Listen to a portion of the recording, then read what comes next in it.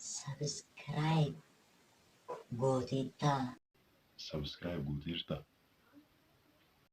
Hin goone garuu amma nan godha. Like, share itti dabalee kan taasisa. Subscribe gooteetta. Subscribe gooteettaa. Maalii gaartari? Hin goone garuu nan godha.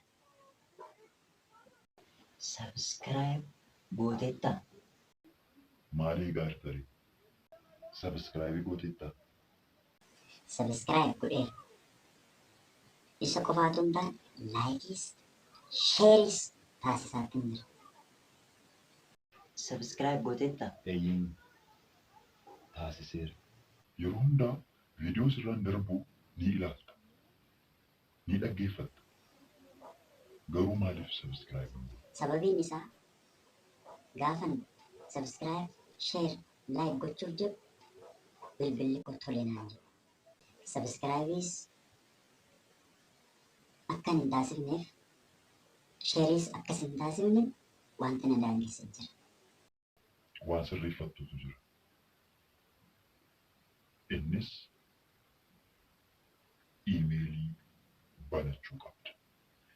Iimeelii hin bananne ta'ee jennaan sheer gochuu hin dandeessu, koomentii barreessuu hin dandeessu. Kanatti dandeessu sagalee dhaggeeffachuu qofa. Kana ta'ee jennaan immoo faarulee haaraa ta'an akkasuma barnootni garaagaraa gaafa darbu dafee si bira hin ga'u.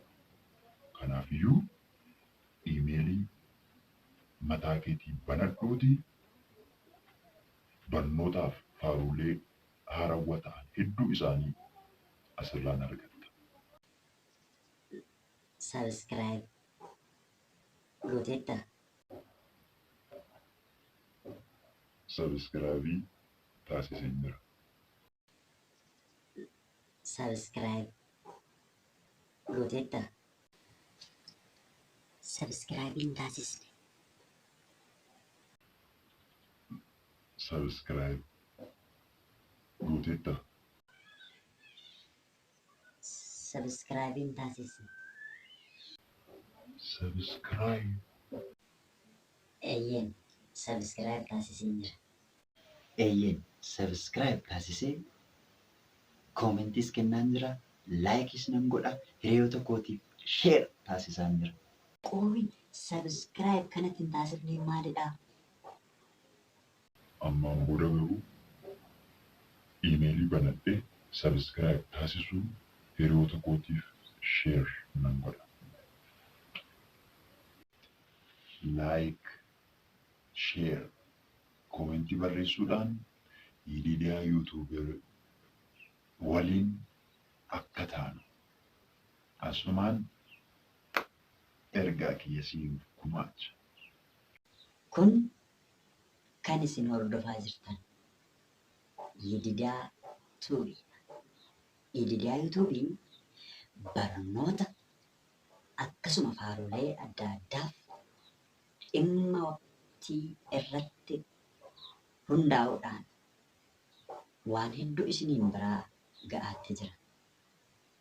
Isin subscribe kan jedhu cuqaasuudhaan mallattoo Bilbilaa kan fakkaattuun tuqxanii yeroo hunda qophiileen asirraan darban isin bira akka ga'uudhaaf gola yididiyaa yuutuubiitti akka dabalamtaniif subscribe kan jedhu tuqaa. Tuqaa. Amma kana cuqaasa. Like gochuun keessan, share gochuun keessanis nuuf hamilee guddaa. Kanaafiyyuu like akka gootan hiriyoota keessaniif waldaalee keessa jirtan hunda irrattiyyuu kan barnoota fedhan irratti share taasisuudhaan yididiyaa yuutuubii jajjabeessaa. Yididiyaa yuutuubii barnoota akkasuma faarulee garaagaraa hedduu isaa isin biraatiin ga'aatiin ture ammas gara fuulduraatti faarulee haaraa ta'an akkasuma barnoota waltajjii irraatiif qophiilee garaagaraa qabatee gara keessan dhufuudhaatiif qophii isaa hunda xumureetiin jira. Maarri isinirraa kan eegamu sabiskiraayib taasistanii gara gola Yididiyaa yuutuubiitti akka dabalamtan.